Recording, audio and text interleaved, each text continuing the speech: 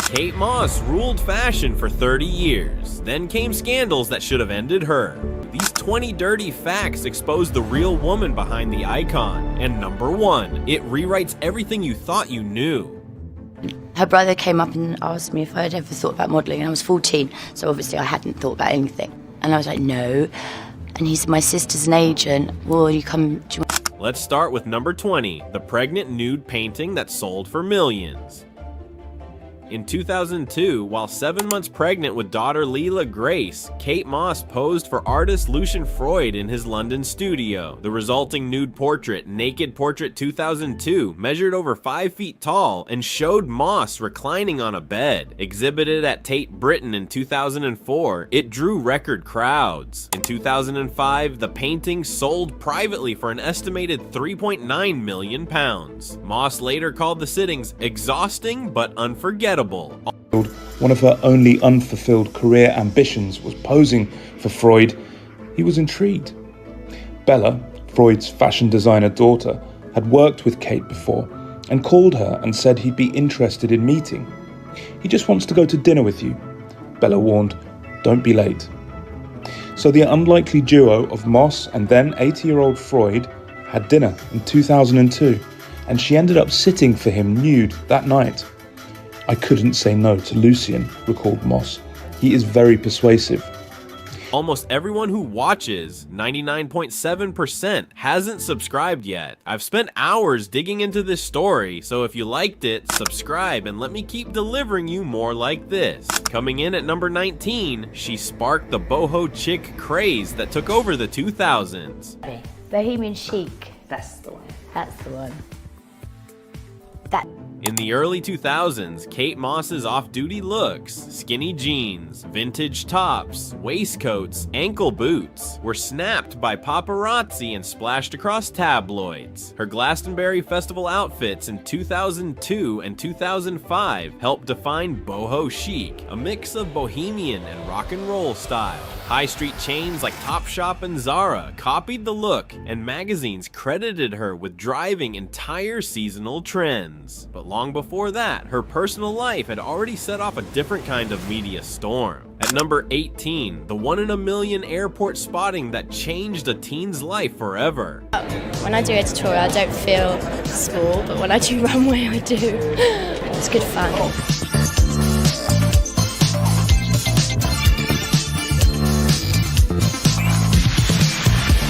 In August 1988, returning from a Bahamas holiday, 14-year-old Kate Moss was spotted at JFK Airport by Sarah Daukas, founder of Storm Model Management. Daukas signed her within days in London, joining a roster that included Cindy Crawford. At the time, most models were discovered via agencies or contests. Airport scouting was rare. Moss's first test shots were by photographer Owen Scarbiana, leading to the face cover in July 1990. But that cover wasn't just a career start, it set off a scandal that split the fashion world in two.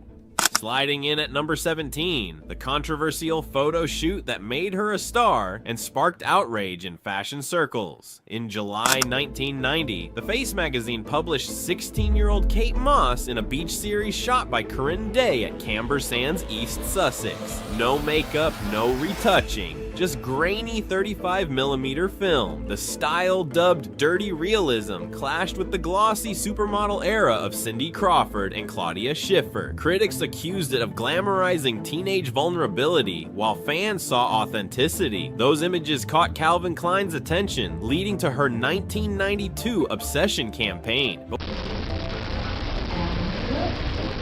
Hello, are you ready? How you doing, Linda? Kate Moss. And your agency? Women. Kate, do you have any advertising for hair? What happened when she stepped into that campaign would ignite a political debate reaching the White House. Here at number 16, the love affair that made headlines as wild as her career. From 1994 to 1998, Kate Moss dated Johnny Depp, a pairing that became paparazzi gold. The The couple's volatile relationship made tabloid front pages, from red carpet glamour to public spats, like the infamous 1994 New York hotel room incident that caused $10,000 in damages. Interviews later hinted at the emotional toll of the breakup, which Moss called one of the hardest periods of her life. But even personal heartbreak couldn't derail the controversies her career kept fueling. Crashing in at number 15, the night her face was splashed across 23 countries for all the wrong reasons. On 15 September 2005, Daily Mirror published covert photos of Kate Moss allegedly using cocaine at a Baby Shambles studio in West London. Within 48 hours, H&M, Burberry, and Chanel suspended contracts worth over £4 million. The Metropolitan Police questioned her, but no charges were filed. Media tracking showed coverage in at least 23 countries within a week, making it one of fashion's biggest PR crises. But instead of disappearing, Moss staged an industry comeback so fast it became a case study in brand survival, and a designer's protest made headlines. At number 14, the catwalk protest that turned a scandal into a fashion war. In October 2005, just weeks after her drug scandal, Alexander McQueen ended his Paris Fashion Week show wearing a white t-shirt reading "We love you, Kate." The gesture publicly defied brands that had dropped her. McQueen and Moss had collaborated since her 1990s runway debut, including his iconic 1996 Highland Rape show. This moment reframed her as fashion survivor, not its scandal, but her real revenge wasn't symbolic. It was signing more high-value deals in a year than most models manage in a decade. Landing at number 13, she ended up on a £5 coin. While still alive,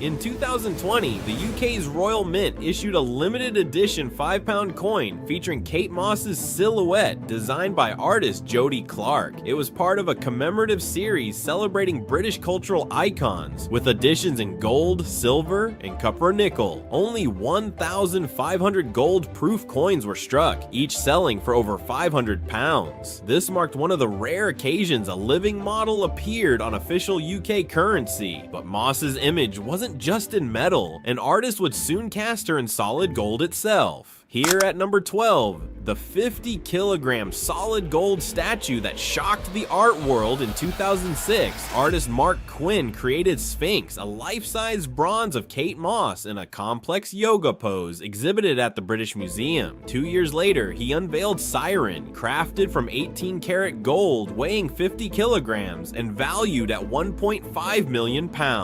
At the time, it was the largest gold statue since ancient Egypt. Both works cemented Moss as a modern cultural icon, but behind the glamour, her influence wasn't just artistic, it was deeply personal to the world's most powerful designers. Coming in at number 11, the agency she built to control fashion's next generation. Well, it's more like something I learn along the way. It's collaborate, I think, with the team.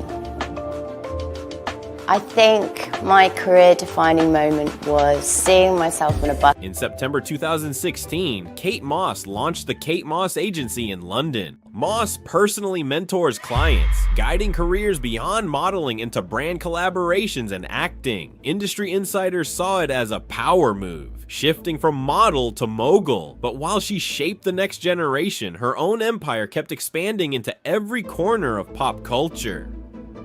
At number 10, the high street clothing drop that vanished in hours. On the 1st of May 2007, Kate Moss launched her debut collection for Topshop at the Oxford Street flagship in London. Shoppers queued overnight, and the line reportedly sold out within hours, generating over £1 million on day one. The range featured 50 pieces inspired by her own wardrobe, from vintage-style dresses to skinny jeans. Topshop repeated collaborations until 2010, each sparking similar sellouts. Good in it. It's very flattering.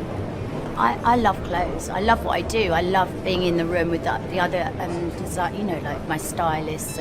But while high street fashion made her millions, another venture would expand her empire into fragrance counters worldwide. Here at number 9, the perfume and handbag empires built behind the runway curtain. I would not leave the house without having a fragrance on, for sure.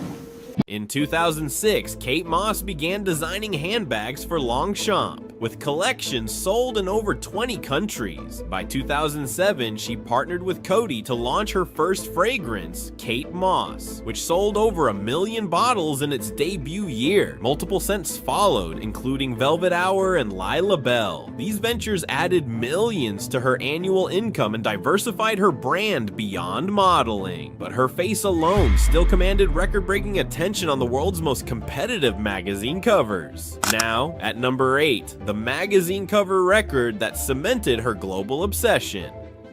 By 2020, Kate Moss had appeared on over 300 magazine covers, including more than 30 for British Vogue and 17 for W. She fronted the first issues of Vogue Russia and Numero Tokyo. Her July 1993 Vogue UK cover increased sales by over 20% compared to the previous month. Each appearance reinforced her global marketability, making her one of the most published models in history. I feel terrible, but I look great. But her influence extended off the page into films, music videos, and unexpected cameos. We are at number 7, the blink and miss movie and music moments that proved her cultural grip. Kate Moss appeared in Blackadder Back and Forth and Absolutely Fabulous, the movie, plus a blink and miss role in Zoolander 2. She featured in music videos like Elton John's Something About the Way You Look Tonight and The White Stripes' I Just Don't Know What to Do with Myself, directed by Sofia Coppola. These roles showcased her cultural reach beyond fashion, but redefining style itself without Instagram or Twitter was her most surprising long-term achievement. At number 6, she rewrote global style without a single tweet or post. Very flattering. I love clothes. I love what I do. I love being in the room with the other, like my stylists and the girls that know about fabrics. I love.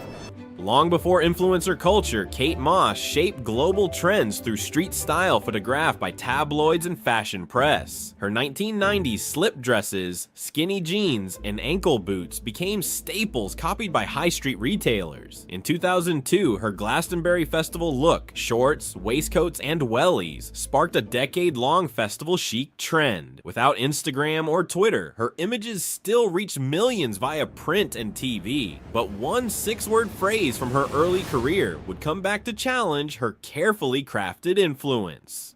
Here is number 5, the Olympic night that put her in front of 900 million people.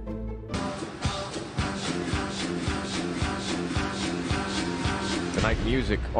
On 27th of July 2012, Kate Moss appeared at the London Olympic Games opening ceremony, wearing a gold sequined gown by Alexander McQueen.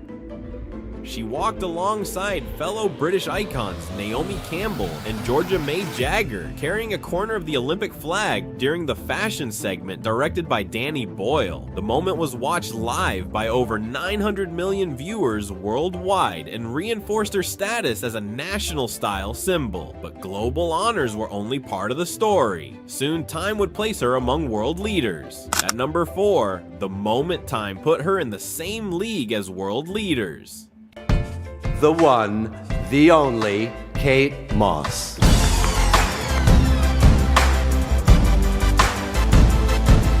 Thank you, Mark, and thank you everyone, and thank you everyone that I've worked with. In May 2007, Time magazine included Kate Moss in its annual 100 Most Influential People list, recognizing her impact on fashion, culture, and business. She was placed alongside political leaders, scientists, and global entertainers. By then, she had 19 years in modeling, over 25 major brand contracts, and multiple design ventures. Industry analysts noted her ability to recover from scandals as key to her influence. But one art commission that same decade would strip away fashion entirely, literally. Down to number 3, the 6 words that made the world turn on her.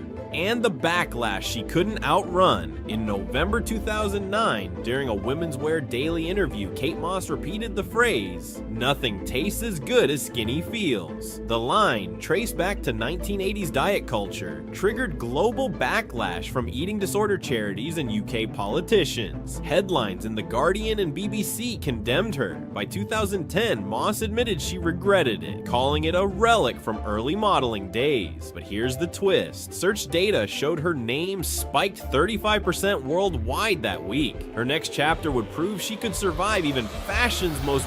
They see Kate, they use her as a role model, and if she's saying that feeling empty is a really good feeling, it's almost as if she's giving them permission to feel that.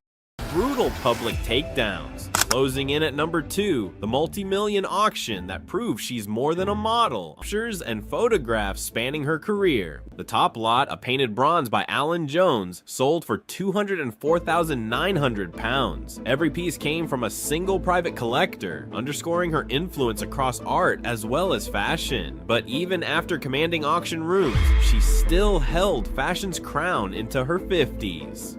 Finally, at number 1, the untold secret behind staying fashion's queen for over 30 years. Kate Moss's career began in 1988 and has spanned over 3 decades, covering more than 300 magazine covers, 30-plus brand ambassadorships, and collaborations from Calvin Klein to Saint Laurent. In 2023, she fronted campaigns for Diet Coke and Fendi, proving enduring market value. Few models maintain relevance past 40. Moss did it past 50, but her legacy isn't just longevity, it's rewriting fashion's survival rulebook forever.